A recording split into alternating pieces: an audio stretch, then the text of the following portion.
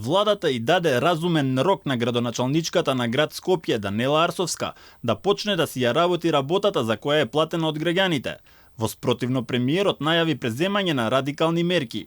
Ова следува од како вчера сите градоначалници на општините во Скопје испратија барање до владата за одземање на ингеренциите на Арсовска во делот на јавното комунално претпријатие и паркови и зеленило.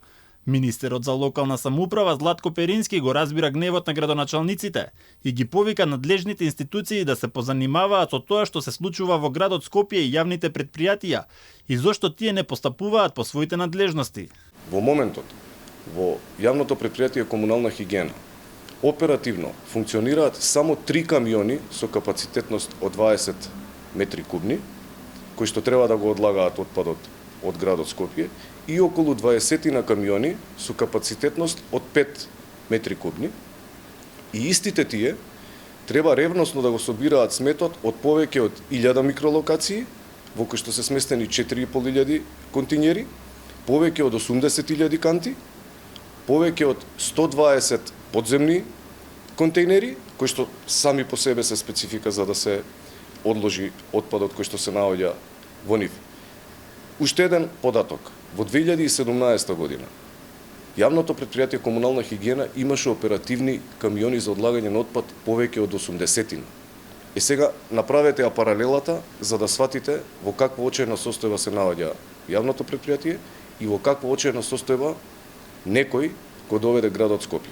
И експертот по административно право Борче Давидковски смета дека владата може во секое време да ги преземе ингеренциите од Арсовска. Од јавниот интерес и граѓаните мора да ги добијат јавните услуги за кои самите плаќаат. Градот е една целина, колку што знаме, еве например во сметката за вода, од тука се слеваат парите и за вода, и за ѓубретарина, и за паркови зеленил. Значи во една сметка 3 јавни претпријатија се обслужуваат со пари. Така што тешко би било по мене да се цепкат. Добро е владата да ги земе ингеренциите, стави повереници и да се земат да се извршуваат дејностите и функциите од јавен карактер. Граѓаните се погласни и на социјалните мрежи за хаосот во Скопје. Во 21. век на секој чекор никнува дива депонија и освен што е извор на зараза, е и лоша слика пред туристите. Граѓаните се жалат и на нефункционалноста на јавното сообраќајно претпријатие. Автобусите доцнат, а тие мора да ги чекаат со часови на жешкото време, а само во последните месец дена се случија неколку незгоди. Не е прв пат владата да одземе ингеренции на локална самоуправа. Претходната власт им одзема ингеренции на некои градоначалници во делот на образованието. Таков беше случајот со Арбен Таравари, поранешниот градоначалник на Гостивар, кога ДУИ му ги одзема ингеренциите во делот на поставувањето на директори на училишта. Ист беше и случајот со градоначалникот на Битола Тони Коњановски, кому актуелната влада му ги врати овластувањата.